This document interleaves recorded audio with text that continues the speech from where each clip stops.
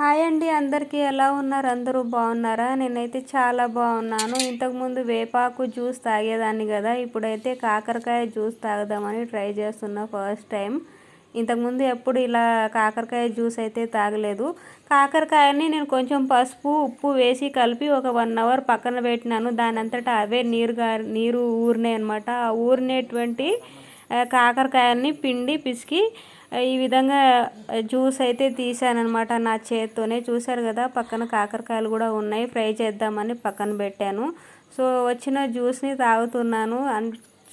చాలా అంటే చాలా చేదుగా ఉంది. సేమ్ యాజ్ ఇట్ ఈజ్గా మన వేపాకు జ్యూస్ లాగానే ఉందండి.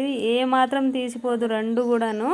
సో మా అమ్మ కూడా కొంచెం తాగింది. మా అమ్మ అయితే వేపాకు జ్యూస్ ఎప్పుడు తాగదు, కానీ ఫస్ట్ టైం తను కూడా ట్రై చేస్తుంది. అప్పుడప్పుడు చేదు అనేది మన వంటికి పట్టాలి అన్నట్టుగా, చేదు మన వంటికి మంచిది కాబట్టి అప్పుడప్పుడు ఈ విధంగా అయితే తాగాలి.